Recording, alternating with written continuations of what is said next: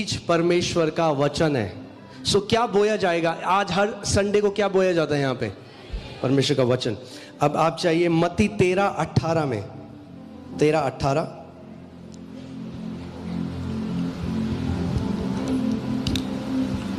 अब तुम बोने वाले के दृष्टांत का अर्थ सुनो। अब प्रभु यीशु मसीह उसका अर्थ बता रहे हैं, क्योंकि उन्होंने अर्थ पूछा है।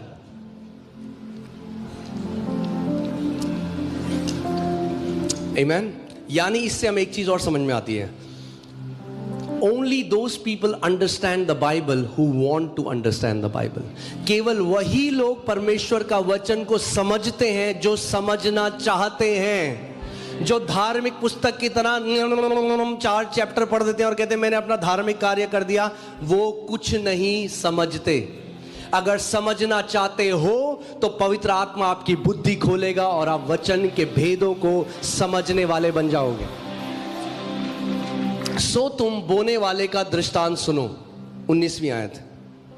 जो कोई राज्य का वचन सुनकर नहीं समझता, उसके मन में जो कुछ बोया गया था उसे वह दुष्ट आकर छीन ले जाता है।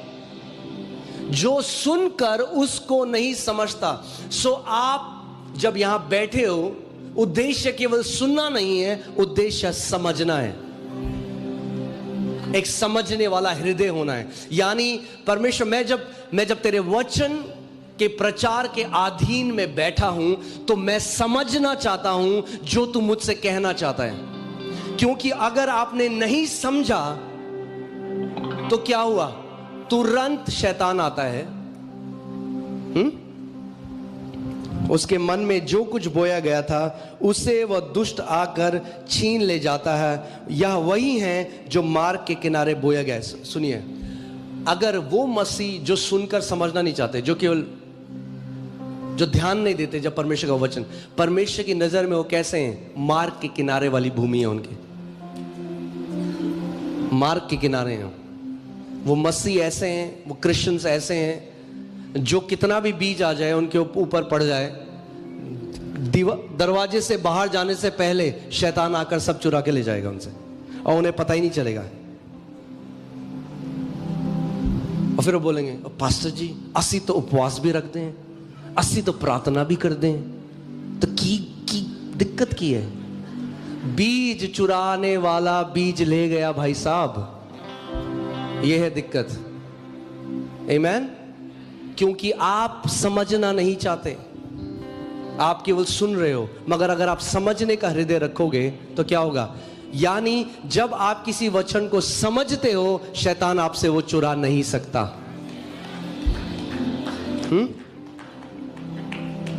वापस चलते हैं मरकुस 4 में मैं आपको दिखाता हूं। 4:13 से खोलिए। 4:13। फिर उसने उनसे कहा, क्या तुम ये दृष्टांत नहीं समझते? तो फिर और सब दृष्टांतों को कैसे समझोगे? प्रभु यीशु मसीह बता रहा है कि ये जो दृष्टांत है, ये फाउंडेशन है, ये नींव है बाकी सारे दृष्टांतों की। ये नींव है, ये आपको बताती है कि कैसे आप परमेश्वर के राज्य से ग्रहण कर सकते हो।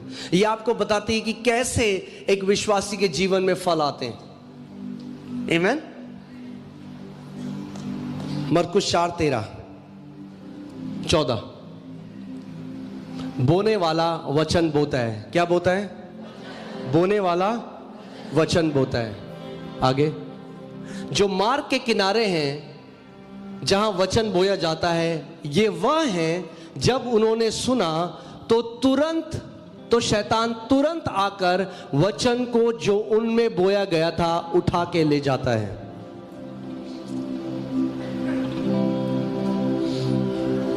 यानी जब आप वचन को सुन रहे हैं, शैतान वेट कर रहा है कि कब मैं चुराऊं इनसे। तुरंत आता है, वेट नहीं करता। उसको पता है क्योंकि अगर वचन इनके अंदर चला गया, बैठ गया, तो ये बंदा गया मेरे हाथ से। सो तुरंत आता है। क्यों? क्योंकि उसको पता है भैया कितनी सामर्थ्य परमेश्वर के वचन में। परमेश्वर के वचन को चुराने आता है। वो नहीं चाहता कि वचन, जब आप संडे को आओ, आप वचन लेकर जाओ। हाँ, कई लोग कल से सुखी हड्डियों अब बाहर जाओ, डिस्ट्रैक्ट करता है आपको कि वचन आपके हृदय में ना रहे। बाहर जाके लोग बोलते हैं और बताओ कैसा था आज का वचन, ओ बहुत बढ़िया, क्या सीखा, ओ वो नहीं पता, बहुत बढ़िया।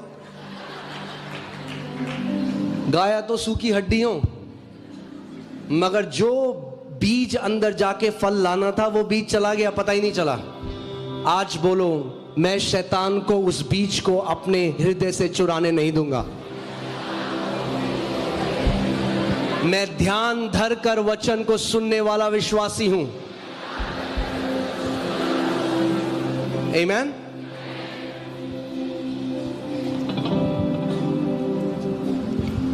क्योंकि अभी हमने मत्ती में क्या पढ़ा, यहां पे लिखा है कि शैतान आता है और तुरंत चुरा लेता है, अपनी मर्जी से नहीं चुरा सकता, उन्हीं लोगों का चुराता है जो समझना नहीं चाहते।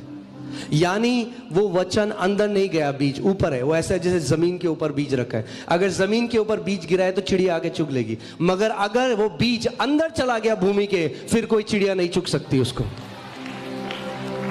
सो केवल यहां पे नहीं रखना है, वचन को अपने अंदर डालना है। आमीन। क्योंकि जब तक बीज हृदय के अंदर ना चला जाए, वो फल को प्रोड्यूस नहीं कर सकता आपके जीवन में।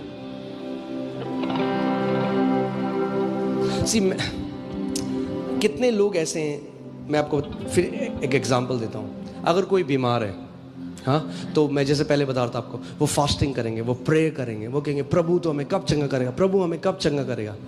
अगर उसकी जगह परमेश्वर के वचन में जो प्रतिज्ञाएं चंगाई की, वो उनको लेते, उन पर मनन करते, उनको अपने दिल में डालते, कोई भी बीमारी इतनी पावरफुल नहीं है जो वचन के विरोध में खड़ी रह सके। मगर होता क्या है, क्योंकि मैं इसको ऐसे आपको समझाता हूं। देखिए, there are miracles and there are healing. मसीह की देना, हम सब मिरेकल चाहते हैं, पता है, क्योंकि मिरेकल क्विक फिक्स है, शॉर्टकट है। क्या है मिरेकल? शॉर्टकट है। हाँ, आपके हाथ में दर्द होता था, आप यहां आए, मैंने प्रार्थना रिलीज करी, आपने रिसीव किया, आपका वाओ दर्द चला गया, प्रेज गॉड, आमेन। ये मिरेकल है, ये हीलिंग नहीं हुई, हीलिंग इंस्टेंटली नहीं होती। मगर आप यहां आ रहे हो, आपके शरीर में कोई लक्षण है और आप वचन की प्रतिज्ञा कर रहे हो, घोषणा कर रहे हो, घोषणा कर रहे हो, आप वचन के द्वारा अपनी हीलिंग को रिसीव कर रहे हो।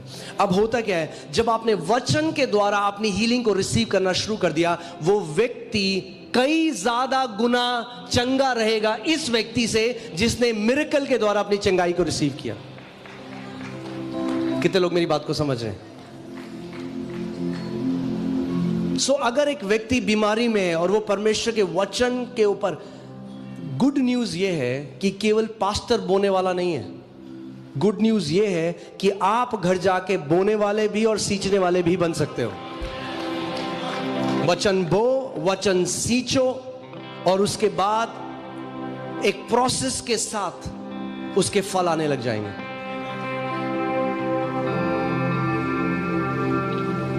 आमीन। और जब वो फल आएंगे, सी क्या होता है, अगर फल आए, अगले साल क्या होगा, वो फल दोबारा आएंगे, फिर क्या होगा, वो फल दोबारा आएंगे। मगर जो परमेश्वर के राज्य का पेड़ है, जो हम लोग हैं, उनके पत्ते कभी मुरझाते नहीं, हाँ, और उनके फल कच्चे गिरते नहीं।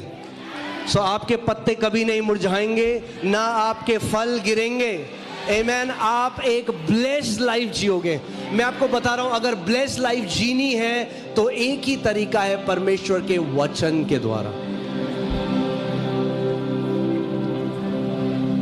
अब इसका मतलब मैंने आपको पहले कहा, तो कई लोग कहेंगे अजी ये तो कह रहे हैं प्रार्थना नहीं करनी। प्रार्थना बहुत जरूरी है, प्रार्थना करो, घंटों प्रार्थना करो, मगर सब्स्टिट्यूट नहीं है वचन का।